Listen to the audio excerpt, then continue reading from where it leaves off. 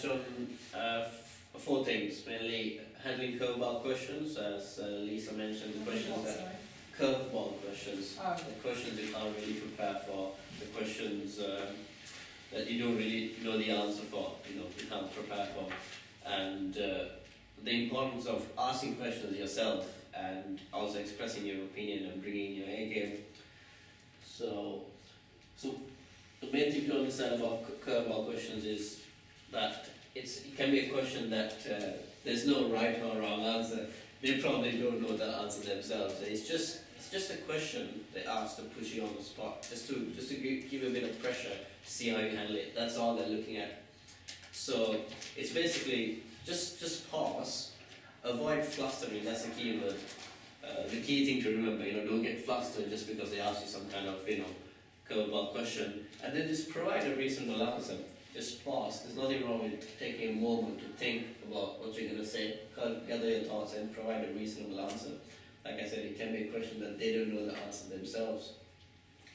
And in the worst case scenario, where you don't know the answer, you can kind of throw it back and then be like, and show interest. So be like, you know what, I don't know the answer to that question, but I would love to find out. So by doing so, you're showing that you're honest, because end of the day, we're all human beings. We don't know the answer to every question. You're showing honesty, transparency, and you're showing interest. Regardless of what the outcome is, you want to know the answer to that question yourself more than anything. So the key things to remember is avoid getting flustered, provide a reasonable answer, and if worst case scenario where you don't know the answer, ask them what it is. And that can be very effective in technical questions. They might ask you something technical that you're not aware of, and you can just be like, that's very interesting. How do you do that yourselves? What is it that you do? So that's all it is with regards to questions you can't really prepare for. Google and Amazon do this all the time. If you ever Google random ask questions, it's always these big organisations who do it, especially when you're doing engineering roles, analytical ITC roles. They ask loads of these types of questions. Yeah. I've asked them to rephrase it as well, which gives me a little bit of thinking time as well sometimes. I said, I'm not quite sure what you're getting, just clarify what you're asking me. And then that just gives me a little bit of thinking time to think, well, do you know what's really good actually? I'm so glad you brought this up. We're going to talk about this. But do you know with generic questions as well? So say you're saying, I don't know, what's your approach to project management as an example? When people ask generic questions, there could be different types of answers you could answer for, and sometimes if you give an answer that's about the outcomes of project management as an example, they might not have been looking for that, they might have been looking for the steps you took. It was really good to ask them a question to get that information so you can answer the right one. Yeah, that's actually a very good technique to get them to ask the question again, so they'll rephrase it and you get a better, clearer picture of what they're asking for. So here are a couple of examples. What's your definition of a brand? What has been the low light of your career?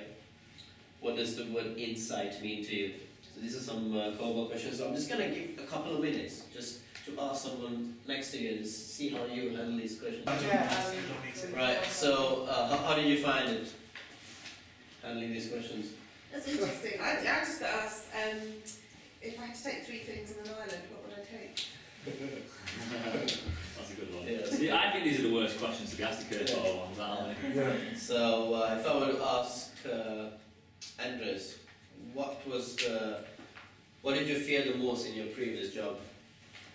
What I feared most it's what people thought about me, and if I was doing the right thing.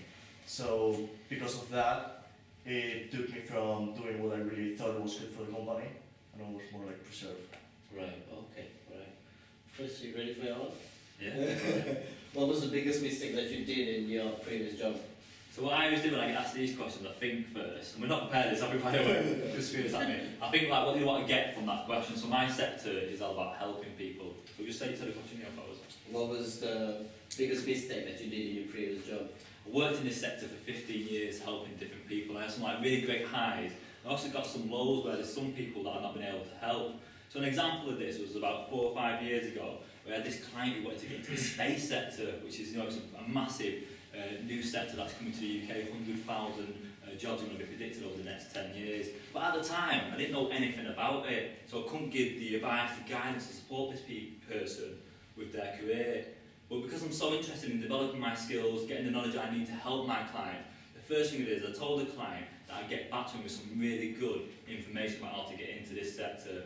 The second step I took is I went off and researched loads of different information about this new massive sector, where the funding was coming from, the qualifications you need, the skills you required, and I put all this information in an email for the client, but then I had that knowledge myself, so next time a client came along, which they did actually, a week later a client came along asking the same question, and I was able to give them that information. So every time I've got a weakness, I research it, I get the skill I need, and I turn it into a strength. Yeah. And that's what I do when I've got a client who needs more support from me. Yeah, that was a very good example where Chris used those techniques, or a combination of those techniques to answer that question. Another very common question that was brought up before is, what's your weakness, or what are your strengths and weaknesses? And when we talk about weaknesses, people say all sorts of things. Some people say, I don't have weakness, and I would say that's a bad answer to give, because no one's perfect. So usually what you can associate that sort of a question with is what sort of a challenge you have faced and how you overcame it. So it's similar to what I just asked Chris. So like, for instance, me personally, I used to be afraid of speaking in public. That was my weakness. I used to struggle, I used to be really nervous, so I took up Toastmasters Club, and it's given me so much more confidence in speaking from. So you effectively turned that weakness into a strength, really. So it's just an answer. You don't have to go on about it.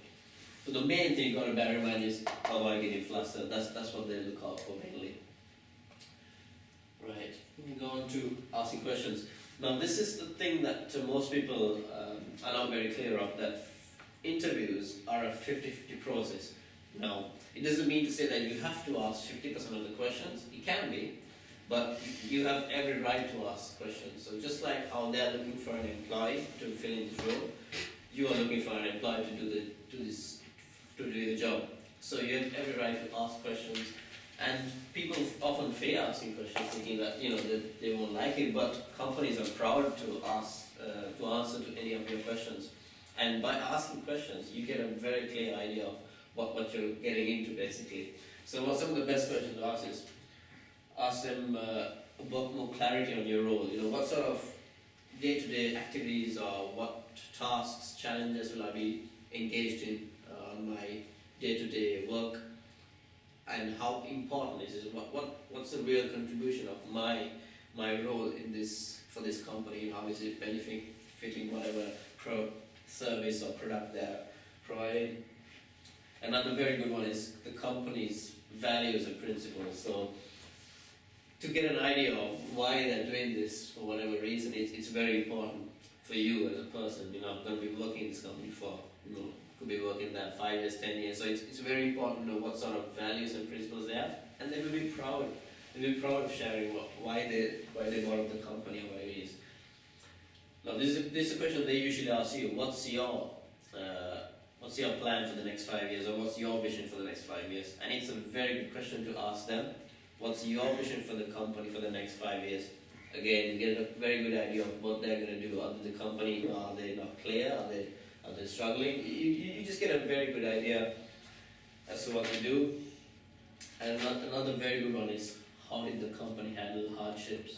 So just like how they will ask you, what was the biggest challenge you did in your previous job or whatever it is, ask them about how they handle a hardship. A very good one is the recession. How did you handle the recession period? Did you cut down on hours to keep costs low? Did you put your staff on half-time, part-time, whatever it is? Just it gives you more than anything. It benefits you more than anything else. Everybody clear on that? Yeah, I often ask questions about the individuals, about why they chose to join the company. Yes. Because I think that's quite interesting sometimes, because people can come from very different sectors going, and I think it's interesting and why they stay, why they came and why they stay. Absolutely, and you almost build a very personal rapport when you ask such a question. One of the questions that I asked was, what motivates you? The 3 directors that in my job, and it's a family company, and that kind of like, whoa, what does motivate us? And all of them said it's our children. So we're in our late stages of our career. We're doing this for our children so that they can provide for their education and whatever it is. So they were really pleased with that question, and they were very happy answering it because it relates to them personally. Cheer, just one thing on that, something Chris might know about with this, but from what I understand with this, it's a good idea to ask questions where people answer the question talking about you, where they're almost envisaging you completing that role. So if you ask a question about what opportunities are there, then they're going to say, well, the company's this, the company's that. But if you personalise it and start talking about it, when I do this job, how will I be able to grow, or how will I be able to do this, that and the other, then they start talking about you and imagining you in that role. So you're also psychologically taking them over that line. So it's more likely they're going to start remembering you more as a result of it, because you're not this candidate all of a sudden. Yeah, when we talked before about getting the interviews emotional about you, that's a great question to ask. So one of the ones I teach people to ask, which is the same what you're saying basically, is in the first 6 months of you recruiting me, what will I be doing for you, or what outcomes do you think I'll be able to achieve? What's my presentations on the first 90 days? What am I going to do for your company? Yeah, that's brilliant that, and especially if you get the interviewer to then answer that question if you weren't doing a presentation. If you they're asking me the question. Well, that's what my presentation has got to be on. What I would do for your company in the next first 90 days. I'd use that structure where you state potential problems or goals, and then what you're going to do, and then the perceived outcome. I use that. That'd be a really good structure in your presentation. But yeah, asking people to visualise you in the job, doing something really well, it's got a massive emotional impact as well. How would you phrase that then? Something similar to like what I said then, where so at the end when you say you get any questions to us, say yes, if you recruited me and we're working successfully together, what outcomes do you think I'll be able to achieve collaboratively with you over the next 6 months? And then they got to think about you being in their company and what you'll be doing, and it gets them to see you doing something positive. It's really powerful stuff, that.